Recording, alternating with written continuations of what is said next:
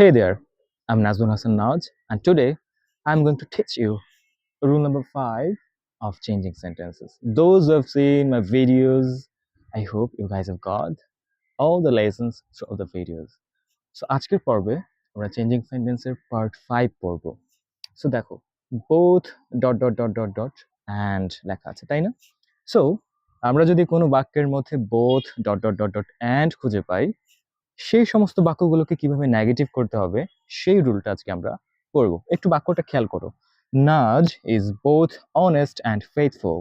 তারপর দেখো both Sadiq and Sadia were mesmerising. এখন দেখো আমরা প্রথমে কি খুঁজবো? আমরা প্রথমে খুঁজবো যে বোথ আর অ্যান্ড আছে নাকি। এই যে মাঝখানে যে ওয়ার্ডটা নেই এটা অ্যাকচুয়ালি ডটের মাঝখানে অবস্থিত শব্দটা। এখন এই বোথ ডট অ্যান্ড যখন আমরা খুঁজে পেয়েছি তখন আমরা বুঝতে পারবো যে এই বোথ ডট অ্যান্ড এর জন্য আমরা যে রুলটা পড়ছি এটা এখানে কাজে লাগবে।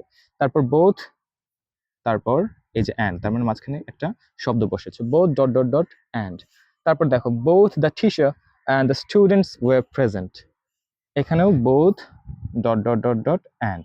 তার মানে এই তিনটা সেন্টেন্সে আমরা বোথ ডট অ্যান্ড এর যে রুলটা সেটা আমরা অ্যাপ্লাই করতে পারবো। এখন দেখো যখন আমরা চেঞ্জ করতে যাব কোথায় কোথায় চেঞ্জ করব? একে তো বোথ চেঞ্জ করতে হবে, দ্বিতীয়ত অ্যান্ড চেঞ্জ করতে হবে। আরো একটা বিষয় একটু পর আমি বলবো।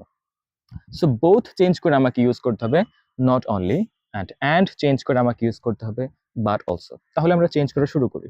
সো নাজ ইজ, প্রথম বোথের বদলে, বোথ তো একটাই, সো বোথের বদলে আমরা ইউজ করব not only.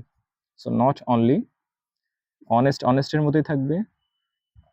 So Naz is not only honest and পরের অ্যান্ড এর পরিবর্তে আমরা ইউজ করব হচ্ছে but also.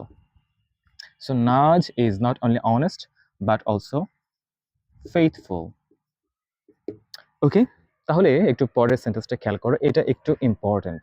পরের দুইটা সেন্টেন্সই খুবই খুবই খুবই ইম্পর্টেন্ট, পরীক্ষায় আসার মতো। এখন দেখো both Sadiq and Sadia were mesmerising. এখন প্রথম আমরা জানি যে বোথের পরিবর্তে কি ইউজ করতে হয়? Not only. সো আমরা ইউজ করব not only. So not only, এতে করে আমাদের বোথ শব্দটা ভ্যানিশড হয়ে গেল। সো নট অনলি সাদিক, এখন এই অ্যান্ড এর পরিবর্তে আমরা কি ইউজ করব? But also. So not only Sadiq but also Sadia. এখন দেখো এই সেন্টেন্সের মধ্যে প্রথমে যে প্রশ্নটা ছিল ওই প্রশ্নের সেন্টেন্সের মধ্যে ছিল ওয়্যার, ভার্ব হিসেবে ছিল ওয়্যার। তার মানে সাদিক এবং সাদিয়া দুইজনেই মেসমারাইজিং। সো এখানে দুইজনের জন্য এখানে ওয়্যার বসেছে, কিন্তু যখন আমরা নট অনলি, নিদার, ইদার বা নাইদার, আইদার এই শব্দগুলো ইউজ করি তখন পরের যে সাবজেক্টটা থাকে সেটার উপর বেসিস করে আমরা ভার্ব ইউজ করি। সো এখানে আর এই ওয়্যার ইউজ করা যাবে না। পরের সাবজেক্টটা মানে not only Sadiq but also Sadia, এই যে সাদিয়া যে সাবজেক্ট ও তো সিঙ্গুলার, সেজন্য আমাকে ইউজ করতে হবে ওয়াজ মেসমারাইজিং। ওকে, এখন দেখো তো both the teacher and the students were present. এখানে প্রথম বোথের বদলে আমরা কি বসাবো? Not only, right. So not only the teacher, and এর পরিবর্তে আমরা কি বসাবো? but also the students. এখন দেখো এখানে ওয়ার্ড ছিল না, এখন স্টুডেন্টস এই সাবজেক্টটা সিঙ্গুলার নাকি প্লুরাল?